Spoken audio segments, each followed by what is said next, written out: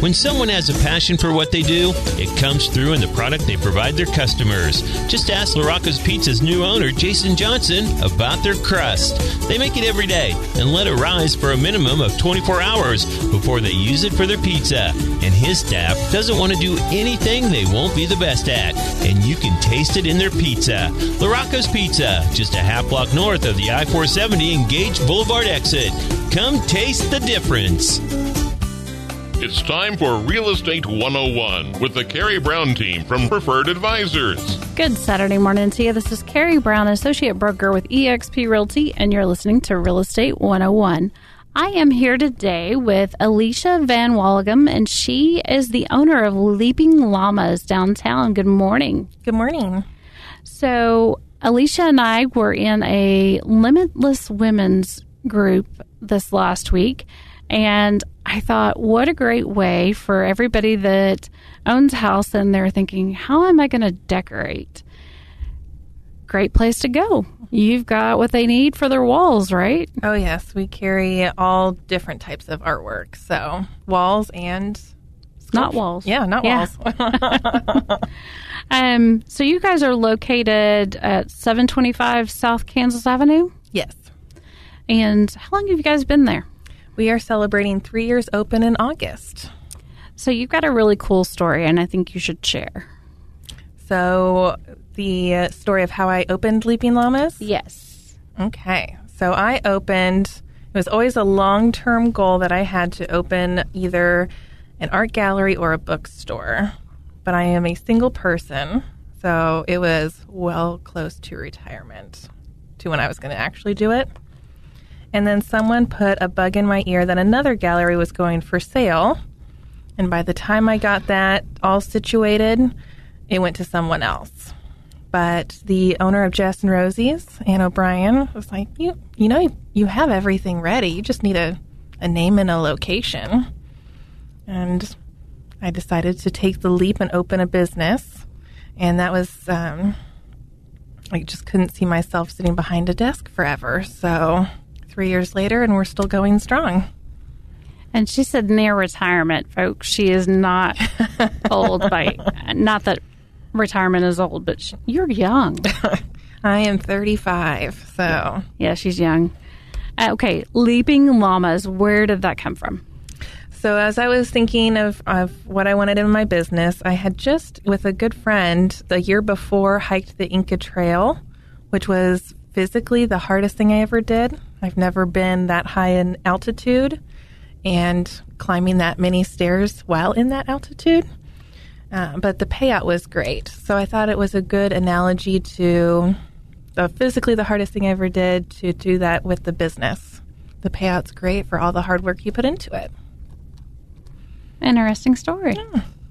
So when you guys or you have other artists that are actually featured in the store, and my understanding is you also have other artists that you're looking for to have their art in the store, correct? Yes. So we always recruit. So we actually go around the state and visit different artists in their studio space or in their town, get to know them, look at their work, and bring it back with us to sell. So we try to represent all areas. And our next is actually Southeast Kansas. So if anyone knows any artists in that area, be happy to go visit them.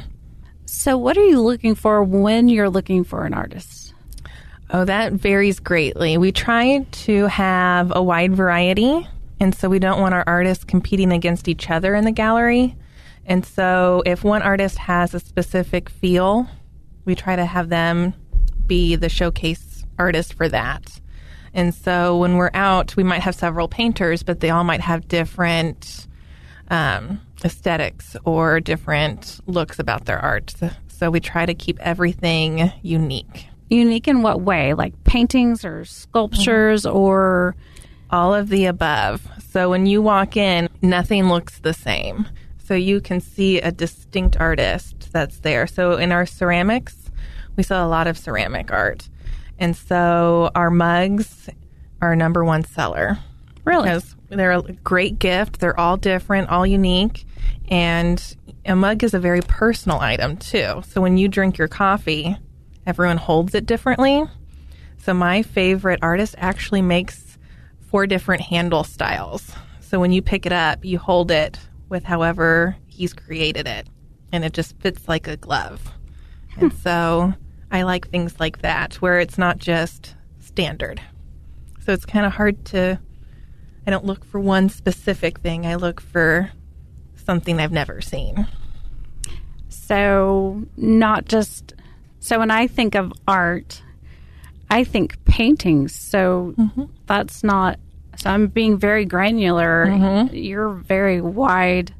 Yes. So if you walk in, and we're an old jewelry store, which the history of the building is actually really interesting as well. And so we have the original cabinetry. And so we kind of have it set where you see different layers. So everything, some people walk in and they can spend in our little store over an hour just looking. So it's a lot of fun. I bet it is. So what are your hours? We are open Monday through Friday, 11 to 6, unless we have a class going on, and then we're open till 8. And then on Saturday, we're open 10 to 5. And speaking of classes, one of the reasons why I wanted to have you on is I know we're going into summer, and I'm actually into summer now with kids. Oh, yeah. So what are your summer classes for kids? My favorite kids activity, and actually thing that we do in general, is our kids summer camp. And what we do with that is we explore downtown. So we are not in our building. We go to other businesses and create in their space, or figure out or learn how they create as well. And so we have a lot of water fights if it's hot. Someone installed a public water fountain, which we utilize well. And you don't get kicked out of it? We don't. In fact, we send thank you notes to all the businesses we visit at the end of the week. So the kids also, some of them, write a thank you note for the first time. And we send it to the business who installed that public water fountain, because it's one of our favorite features. So they're probably the only people that don't get kicked out of the public water fountain. Well, it's a drinking fountain, so we go to the Capitol every year, and this year they're going to create art on every floor of the Capitol. So they'll do a different project and learn something new and exciting. So if you're old like me, can you just come play anyway? You can. In fact, we get that request a lot. And we got that so much, we actually did the art adventure for adults. So we take a Friday afternoon. Our first one was this spring, and it went over so well, we're going to do it again in the fall, where the adults will do the favorites of the kids' summer camp, minus the water fights. But that sounds like the most fun. Well, the adult art adventure downtown, we ended with a wine tasting. Oh, okay. So they get something the kids don't as well. Oh, that is right up my alley. Okay, so summer camp. So you said June and July? No, it's the last full week of June this year. Okay. So the 24th is when it starts. And then you have other classes too, not just for kids, but so is it jewelry making and painting, or what is it exactly? So we hire a lot of the artists that showcase with us will also teach, and so they'll do a one-time class, and so we cover all the different mediums as well. So we teach natural paper making, dyeing. It's either natural or non-natural dyeing. Cement lace planters, mandala rocks, and basket weaving are some of our examples of classes. But since we have such a wide variety of teachers and instructors that come in, we get a wide range. And so on our website, our summer time for adults is a little less, but in the fall and winter, we try to have 2 classes offered every week. Oh, wow. So plenty for people to do. And in the summertime, we do incorporate our art adventures. So before I opened, I was a traveler. That was my thing I loved to do. So we incorporated art adventures where we actually go out to a different location outside of Topeka and explore, learn the history of the area, learn a different type of art, and have a meal. Our next one's actually in the Flint Hills. We're going to a wildlife preserve, learning how this family started the wildlife preserve and what goes into creating something like that in the Flint Hills. Then we'll scavenge for some leaves and make it into a dye and dye scarves from that. Oh, wow. It's a fun day. It's one of my personal favorites. So really, it's hands-on, and do you have to have an artistic ability at all? No, not at all. So, especially for the art adventures where you're just learning a technique. So you can be as creative as you want, or just learn how to make dye from leaves and flowers that you find around you. So it can be more technical as well. That is really cool. So do you have people that come in from all over just to learn just a different adventure, like a girls group, or? Mm-hmm. We have lots of girls groups. The art adventures, we have not had too many men on them. A lot of them are geared towards both men and women, but in our classes we have both. But I think art adventure screams girls trip. So, and guys, we weren't trying to alienate you. Oh no, because you can go too. Oh yes, the more the merrier. So, do you ever help people as far as design their houses? So we have not done it through the business. I have done it in the past. So if someone is wanting assistance with that, I'd be more than happy to help with it. And we also do a lot of custom art as well. So if you have a piece or an area that you want to capture, we partner you with an artist and kind of talk through what exactly you would like. So if you just bought a house and there's a specific wall that you need a certain size print, or, you know, just something that needs a wow factor that you just can't put your finger on. Oh, yes. And you don't want her to come into your house, would it be a good idea to just take a picture and bring it in? Oh, that would be wonderful. And in fact, my grandparents just moved from their lifelong home in with my aunt, and we had their home painted as a memento. And so now they have it hanging in their bedroom. So we do a lot of artwork along those lines as well. So, oh, that's awesome. Yeah, it was special for us as well. So do you guys do jewelry and things like that? In our classes, we teach a few jewelry classes, and then we also, jewelry is my downfall, so we always carry a lot of jewelry. And I very rarely say no, because it's very cool. And one of our artists finds fossils and will imprint a metallic clay in it and create these pendants in the shape of the fossils. And I fell hardcore in love. That sounds really cool. Mm-hmm. So soaps and stuff like that too? Mm-hmm. So anything handmade. In fact, we have our soap maker she started her business the same time I started Leaping Llamas, and we didn't know each other before.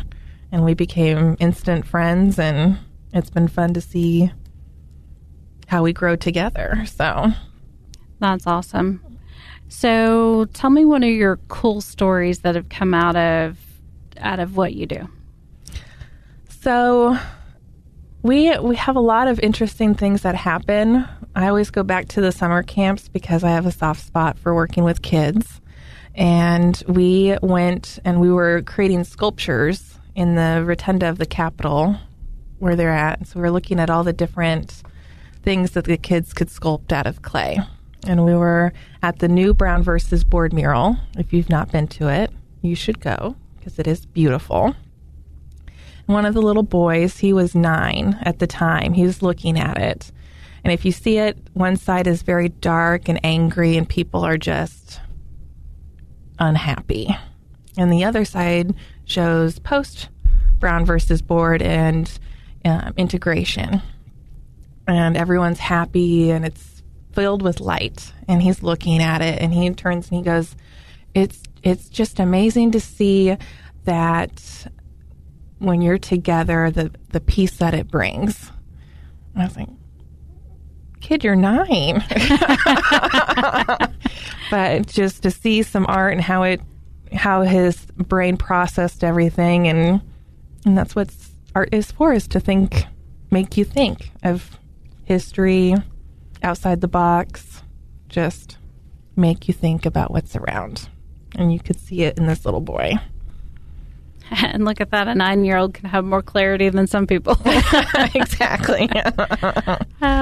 So we're going to take a quick break for a word from our sponsors, and we'll be right back. Thanks for listening to Real Estate 101. Southwest Topeka has a good neighbor. State Farm agent Jim Garrison, now at 29th and Urish. If your current insurance situation has you going around in circles, get off the roundabout and stop in and meet Jim and his wonderfully efficient staff. Let Jim Garrison give you a quote and make the Garrison comparison. He's confident that with State Farm's competitive rates, the right coverage, and his unmatched service, you'll want to make him your new insurance agent. Like a good neighbor, State Farm is there, and Jim Garrison is there for you, northeast of the roundabout at 29th and Urish.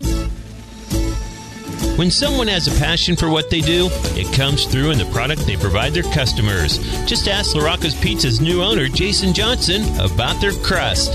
They make it every day and let it rise for a minimum of 24 hours before they use it for their pizza. And his staff doesn't want to do anything they won't be the best at, and you can taste it in their pizza. LaRocco's Pizza, just a half block north of the I-470 and Gage Boulevard exit. Come taste the difference. Thanks for joining us again. This is Karey Brown, Associate Broker with eXp Realty, and you're listening to Real Estate 101. And I am here with Alicia Van Walligam, and she is the owner of Leaping Llamas. And so we've been talking about art. And obviously, whenever you have a house, you like to decorate it. And she's got so many cool things going on.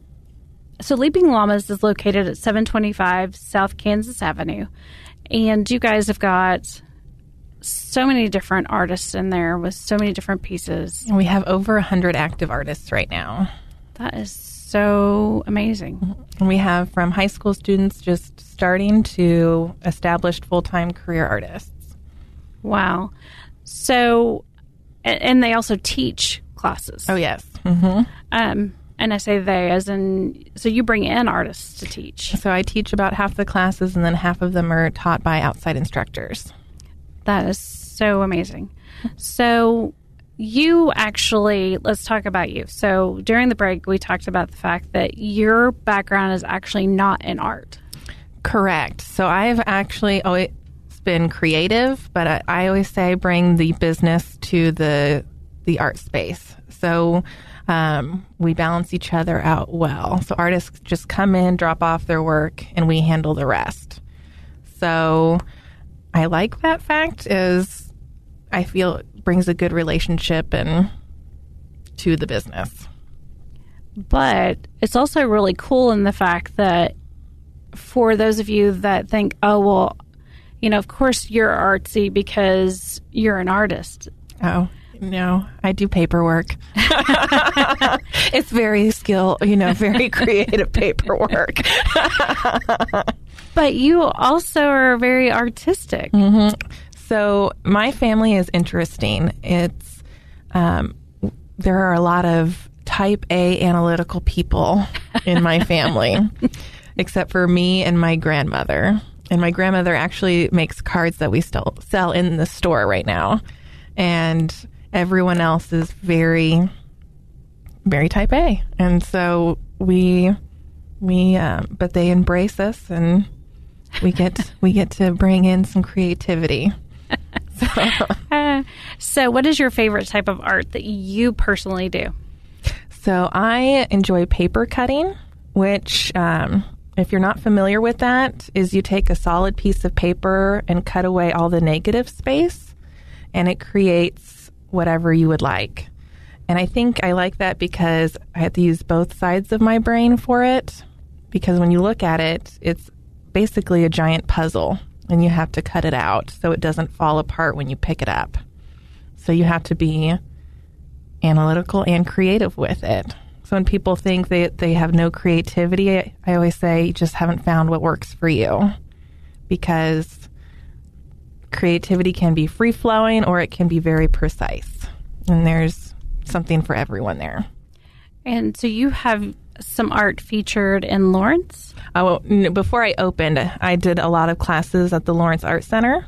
And so on my last class I took there was in paper cutting. And we did I had a big woman cut out on their elevator ceiling. She was about 2.5 feet tall. And she was dancing with crazy hair. So she was quite fun. That sounds like a lot of fun. Okay, so what is your favorite piece that you've done? Oh. That I have personally created? Yes. I would say the woman's pretty high up there. But since I've opened, I've learned a new technique. It's encaustic wax. And this artist is outside of Manhattan.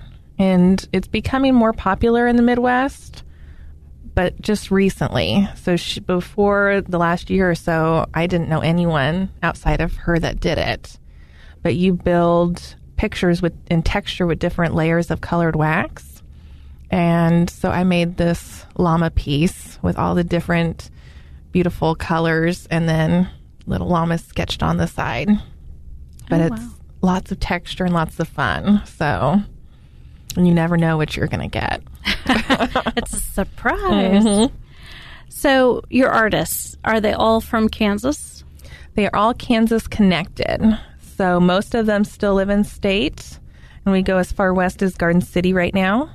There are some that have a connection to Kansas somehow. I always say our comic book artist, he grew up here. We graduated Most Pure Heart of Mary Elementary School together. And he moved to Brooklyn after college and started a comic book publishing house. So we had to carry his work. So that's how Kansas Connected came into play. So what are your best tips for someone wanting to decorate their home? So I always say go with what you love. And so if you walk into my home, in my living room, everything has a story. And I've collected art for a long time. So that has, and it doesn't necessarily all, if you're looking at it as individual pieces go, but if you look at it as a room, it all flows well together because it's a little bit of me that's being showcased. So when you look at it, I can walk you over to this piece and tell you, I picked this up on one of my travels, or have a charcoal sketch of my dad as a kid that when he lived on the East Coast growing up, someone sketched it in about 2 minutes, and now it's hanging in my living room 50 years later. So, 60 years later. Time flies. It does. So I always tell people if they have a connection to it, it'll automatically work. I am very theme oriented. As weird as that sounds. When my kids were little, here's a shocker, I like to paint and I like to draw, and I can freehand. Mm-hmm. Very few people know that. Actually, my immediate family, my kids are like, okay, Mom, draw this. Mm-hmm. And they'll just bring me a picture, and have since they were young. And when they were little, in the bathroom, that had like a weird texture. Mm-hmm. And I was trying to figure out, of course, when we first moved into our house, we didn't have money. And so I thought, well, I can paint. So I drew this huge elephant rear end, and then I drew a head with some ears and a little sprig of hair, and then I made a tail, and then I just did a little plaque that said, don't forget to wipe your seat. Mm-hmm. And then I did just total jungle theme, the monkeys and everything. I love that. And my husband was devastated when I painted over it. He was like, well, how could you paint over that? And I'm like, well, now it's just her bathroom, and it's, she kind of grew out of that. Mm-hmm. And he's like, to this day, he's still like, I can't believe you painted over that. I'm like, it's just a painting, dude. And then I love to take pictures. Mm-hmm. So whenever we travel, I take hundreds of photos, and I find one that I love, and I print it, I frame it, and so in our living room, I have tons of photos where I just took and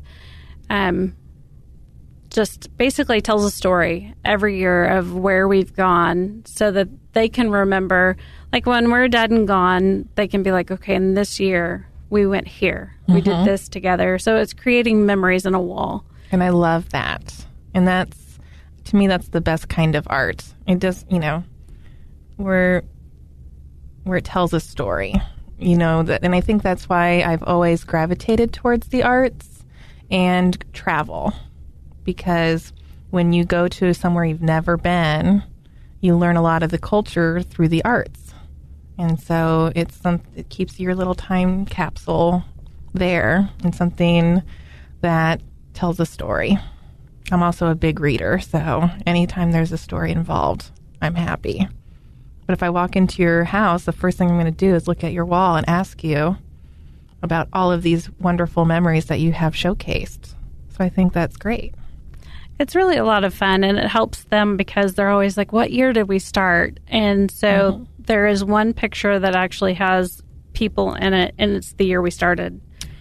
And so because we stopped doing Christmas presents, and that was the year we started traveling, so they stopped getting stuff because I've told the story several times, but we actually in February found wrapped Christmas presents in our kids' closets.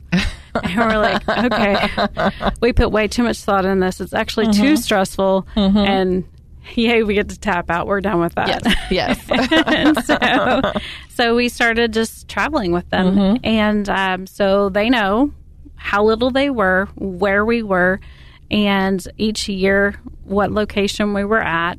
And they can tell you the stories. But we also think, okay, when we get old, we'll be like, okay, that was the year we did that because the date's there.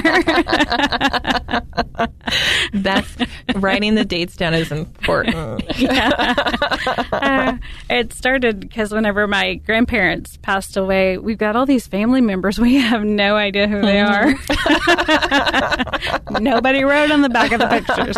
So do your kids a favor. It seems like nobody keeps stuff anymore, but the pictures are important. Pictures, yes. So write on the back of them, folks. The year, the name, at least, create that timeline for people, because that's what people tend to keep. In real estate, that's what we find. And I can't tell you how many houses I go into. They're like, artwork they keep, things that their parents made typically, or their kids. They'll keep some of that. And usually they're the things that have some sort of, marker on them to say like the great-grandmother made them or something along that, a signature. So there's sentimental value and pictures. Yeah, it's amazing. Well, I mean, all of my dishes I've inherited from my great-great-grandmother. We use them every day. You keep those things. And something my grandmother did that I'm going to pass on if I ever have kids. From the year we were born, she would buy a Christmas ornament, usually after when, they were on sale, and write the year on it. And when you bought your first house, she would give you a box of Christmas ornaments from the year you were born to the year you bought your first house, so you could decorate your first Christmas tree. That's a really good idea. And so and I still use those today. So anyone out there looking for something special, I'd recommend that. And go to Leaping Llamas to get it. That's right. So there's so many different cool ideas that you can do and pass those memories down. Okay, Alicia, tell us where to find you. We are at 725 South Kansas Avenue, and I always say we're directly across the street from Hazel Hill, and everyone knows where to find chocolate. So you can smell that stuff. And your website? It is leapingllamas.com, and we have a small online store and all of our class registrations online as well. Awesome. And if you're looking to buy or sell, be sure and give us a call. Our phone number is 785-213-5188, and you can check out our website. It is preferredadvisorsteam.com or topecahomeadvisors.com. We have over 15,000 properties that you can search for. That's all of Northeast Kansas and 18 Missouri counties. So be sure and check that out. And thanks for listening to Real Estate 101. Thank you for listening to Real Estate 101 with the Karey Brown team from Preferred Advisors.